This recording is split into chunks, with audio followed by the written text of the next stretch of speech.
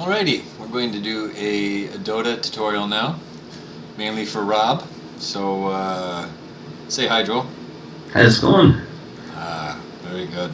So, here we have the main screen in Dota. Got Joel down here. Invite to party. Alright, we're not going to bother using the matchmaking. We're going to fill empty slots on our team with bots. I'm going to drop it down to passive just so it's a real quick game here. Ready to go, Joel? Ready to go.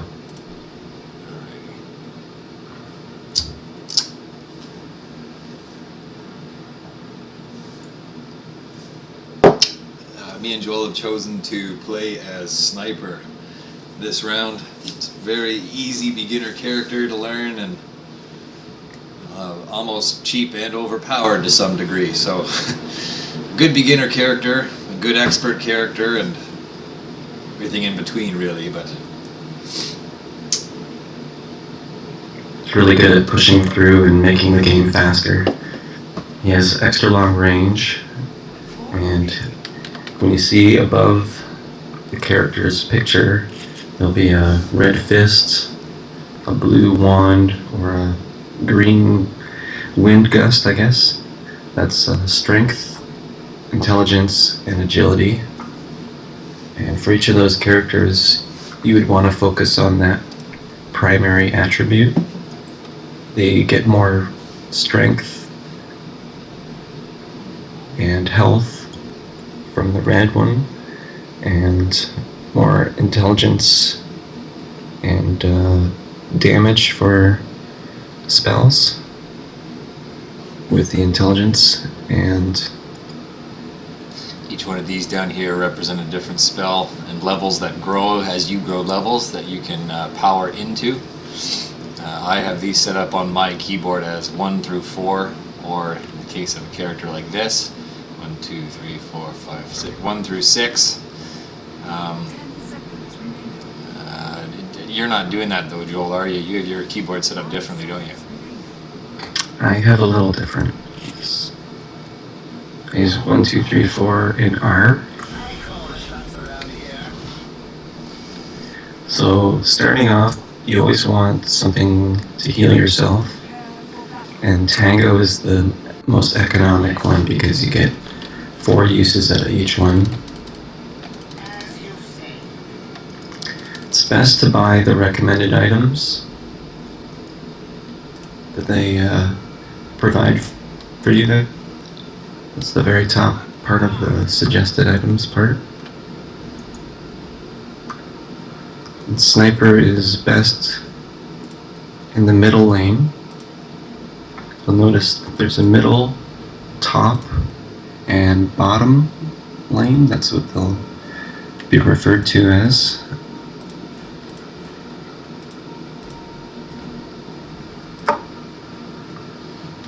So I'm in the middle lane right now. We're on the top side, which is called the Dire. Here. And you want to have a blend of melee and range characters on both top and bottom. How do you feel? I think we're doing pretty good for a mixture right now, eh, Joel? Yeah, I'm with Dazzle right now, who's a healer and a caster. Ty's in the middle.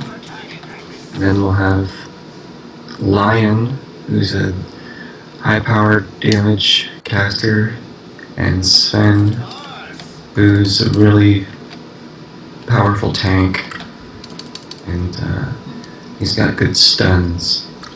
Picking up a bounty over here, which allows me to kind of just power up some of my gold and give me a little bit of a level increase. And they regen every 2 to 3 minutes, or some other rune or ability. And we get Zeus over here, which could be a pain in the butt, because Zeus has the ability to attack without even really being near you.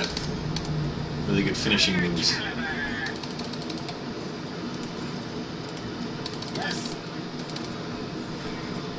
So the movement is using your right click to click where you want the character to walk, or attack. The trick to getting gold off of these little guys that come is to wait till the last moment and get that last strike in. These are the guys we call creeps. As you can see, they keep generating and landing.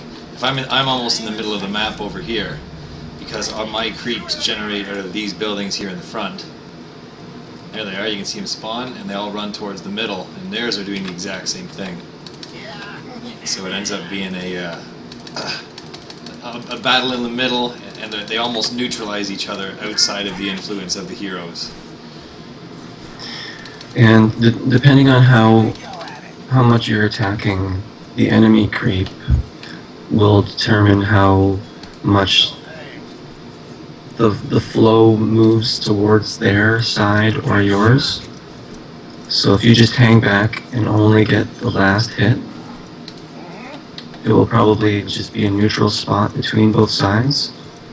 But if you're constantly hitting each one, yeah, the wave, and, the balance will slowly shift towards their side.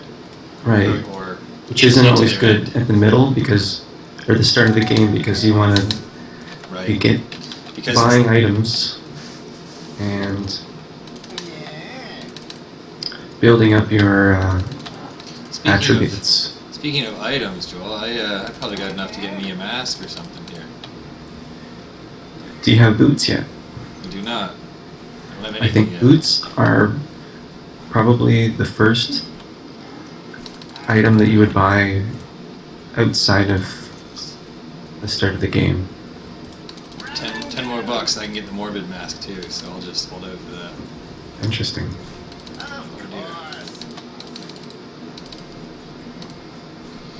Since Ty's playing the middle lane, he doesn't have two enemy characters fighting him.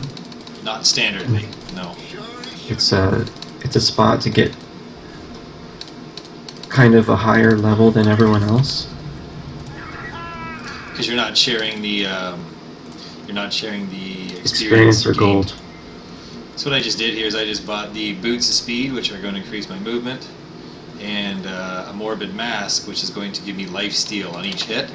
This down here is the courier, which you can see this little donkey bringing out me some shit. It's going to be great. The courier is vulnerable to attacks. And then would respawn, yeah, in several minutes. Make sure you're in a spot where you're not in any hot trouble. Yeah, just to re-emphasize too the importance of what Joel said before. When you're killing these creeps, the most important thing is getting money, which is the last hit. As I play this character, you'll see me switching between characters that are, I'm not always hitting the lowest one down because I want to make sure that there we go. If you don't get the last hit, even though you're getting the experience for just being a part of the group that kills them, you're not getting any money. So, I mean, if me and Joel were to play against each other and I'm not concentrating on last hits at all, and he is, the amount of money that he'll be able to generate will be far exceeding of mine, and then he'll be able to get way better spells and abilities. And I'm going to end up losing any time me and Joel get into a fight based just on the fact that he played more intelligently for money as well. There's also a way to kill your own guys if they're low on health, to deny them the money that they would make off of killing your guys, and that's spacebar and left click. Ah, you found out how to do it. That's some You can also do that for towers. You can destroy your own tower because the last hit of a tower also gives you a few hundred gold. So let's talk abilities. Sniper is an agility-based player, so you want to focus on agility-based items. Ty is going to buy power treads, which is a type of boot that you can switch between all three of the attributes. Power, agility, and intelligence to give you a plus 10 bonus in each, is it not? Yes. Very good. And it's a big help. 950, I need 10 more bucks. Gives you attack speed, movement speed, and armor are the most important things to buy for almost any character. Without armor, you're done in almost any fight. Down here. I only have a 4 armor right now, and Joel has Dragonite. What do you got right now? 5 plus 6. But one of my abilities gives me armor, so that's not quite an accurate comparison. But since I'm a melee strength character, I naturally go for more armor because I'm getting closer to the action to deal damage. Whereas Sniper can hang right back and doesn't even need to be in the screen.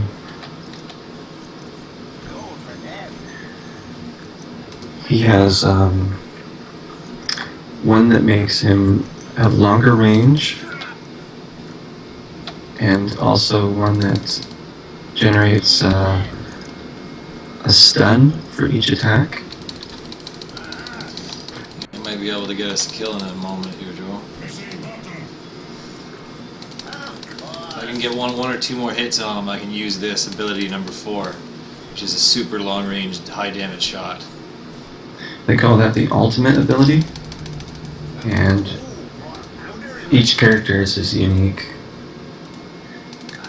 and it's something that either makes you quite strong, deals a lot of damage, Be able to resist. or benefits the team in some profound way.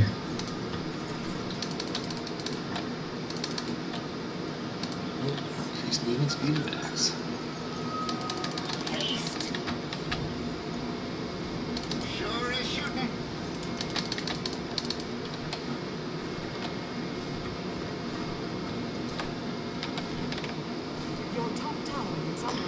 Moving the camera around can be difficult at first.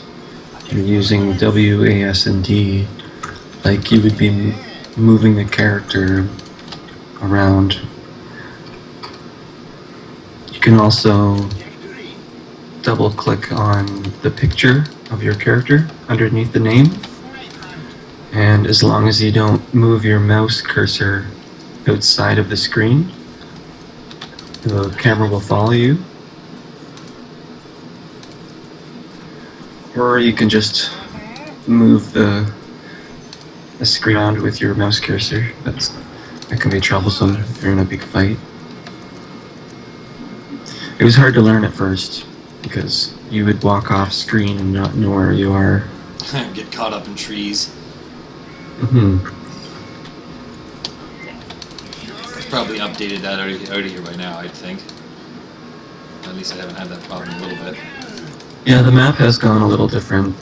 They've opened the lanes up a bit better. Yep, graphics have been increased. Yeah, so Looking pretty good. looking at the map, you'll notice that our side has a few Oh boy, Joel, I got some company over here. Okay, I'll give you some help. Well, I don't... Ooh, baby.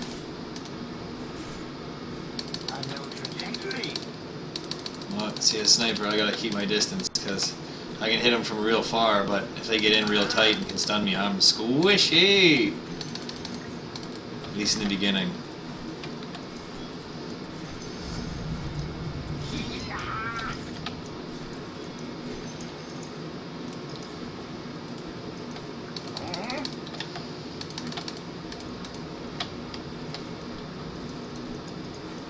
Beautiful thing about I'm snipers. just hanging out. You don't want to get too close to the tower. The trick with towers is to have a creep be the first target to walk into its range, so then the tower focuses on the creep, and it's not attacking you. As soon as that last creep has lost all its life, you need to get out of the range of the tower. Ty has almost twice the range of the tower's defense field, I guess you would say. So you don't even get any damage by even attacking it. So Joel, I'm up to about $1,900. What do you suggest here? Mask of Madness.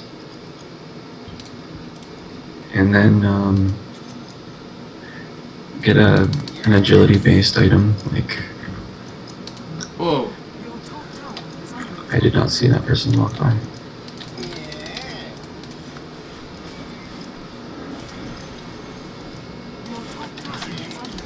Heads up, Joel. You got some heavy company coming in. So my character is Dragon Knight, and he is a stunning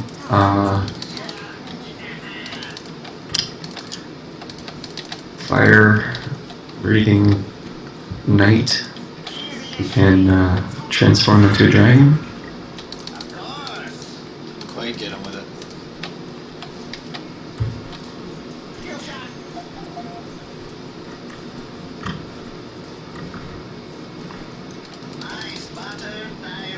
So Ty just got an ability that, or an item that on each attack he gains life.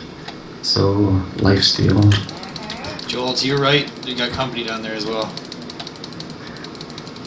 It's a tactic. Joel, they're trying to surround us. A one-on-one fight. You're hitting them and gaining life each time. Most often they don't have that yet. Got him. Nice tie. Woo!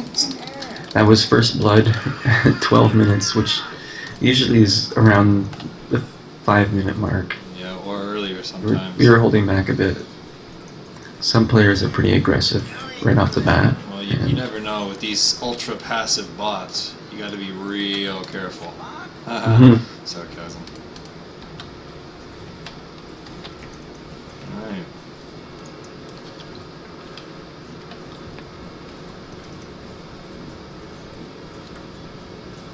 Gunpowder justice. So Ty's ultimate ability is a long-range focus shot that deals extra damage, and it's almost a guaranteed hit. How much damage does it do? Wow, no. 355 Yeah, at the first level, which is a third of most characters' life. I think around this stage, most characters are around 1,000 life points. Yeah, I'm even well below that. I'm at 739 right now. But that's Is for a strength-based character, having tons of life is the best option, and lots of armor.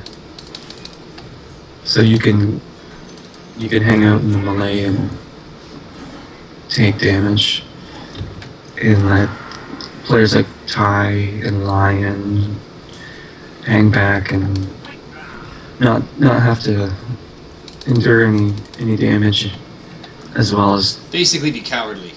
But no, but you're the ones that strategically cowardly. I suppose if they were all melee characters, it would be interesting, but it would be unbalanced.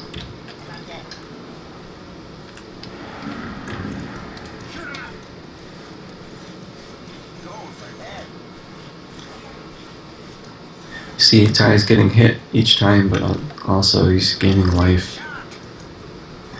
Instead of going for the last hit, he's going Just for simultaneous hits. Sap as much life as possible. Yeah. Enemy's middle tower has fallen.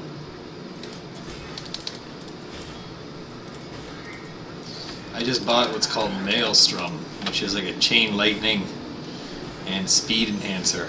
And so what it's going to do is every time I hit someone with it, it's going to spread some chain, or there's a, well, I'll give you the details in a second, but it has the chance to spread chain lightning. Whew! It's ever good. Just checking this room. It's also an item that can be upgraded by buying other items.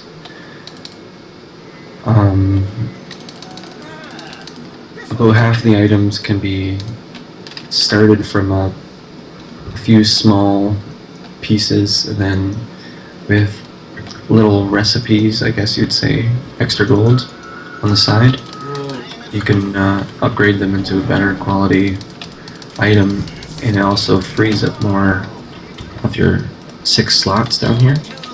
You can only hold 6 items. But if you strategically buy them and I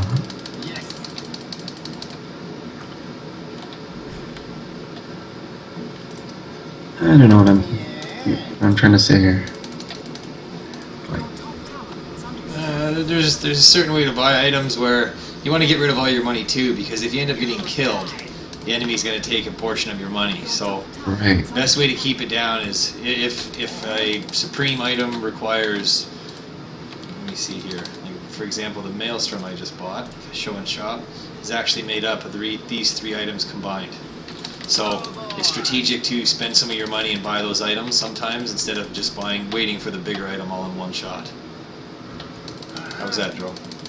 That's great. You can shift and right click on an item to get the 3 pieces that it will need or whatever.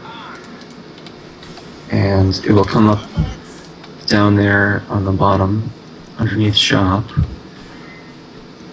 And as you can afford them, you'll hear a little noise come up, and it will you can either buy it right then, or when you're in one of the shops, stand there, click it, and the item will either, if you have the space, go into your item inventory, or if not,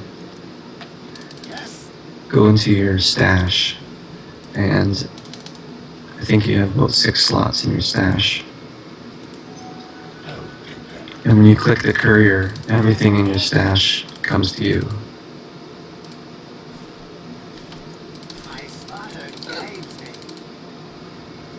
Right now we're focusing on the middle lane. You can have any of them down. And the trick is to knock out all of the towers and make your way to the middle one. First this one, and then this middle one here. You can have the top one down and then hit the top tower here. And once those are down, you can still go to the middle. So you can have 2 sets attacking from either end to distract them and break up the big team. Because a 5-on-5 is nice, but if Ty and I were by ourselves and had 5 enemies on us, it would be pretty hard. Your top tower is under attack. Your top tower has fallen.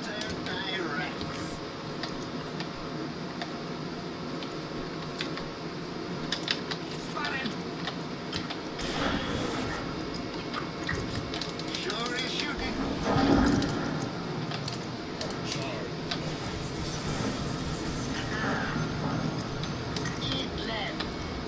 Okay, so we're gonna get this tower down.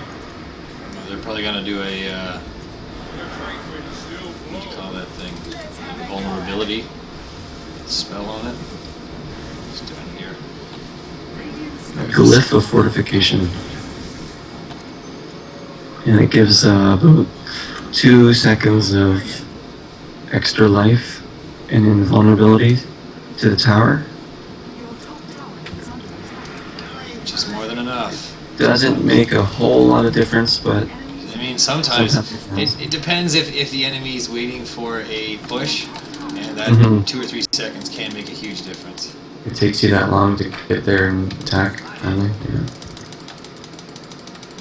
Your top tower is under attack.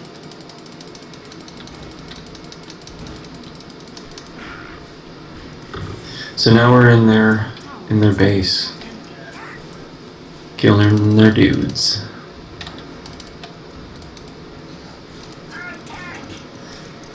We can buy items right from there. What do you call that?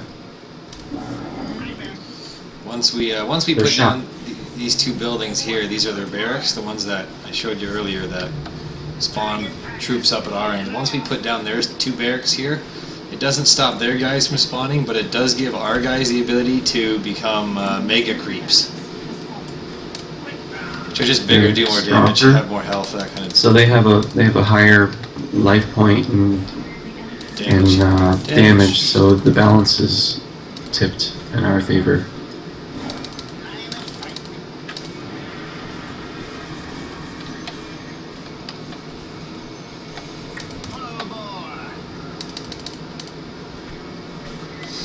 Putting down these buildings don't affect anything, it's just kind of a cash grab. Stops our guys from running there first, being killed. Your bottom tower is under attack.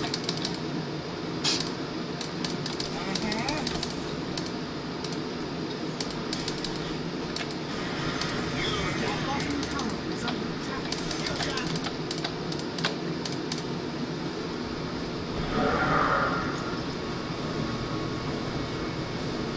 This is Joel's character just turned into the dragon. It lasts for 60 seconds, I think. It's a pretty good deal.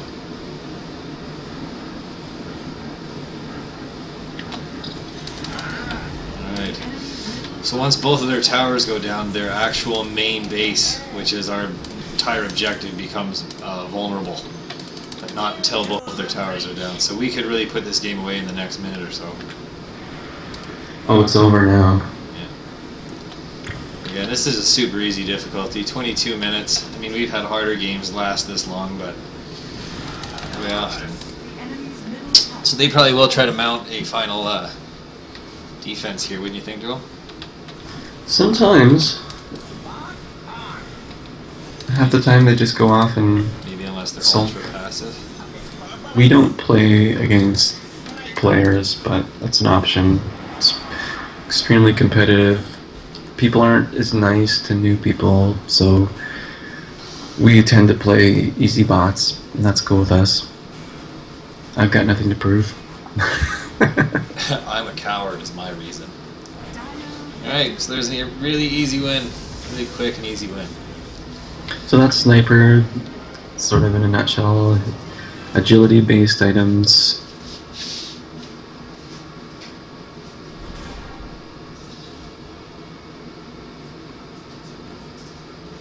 We got 4 kills.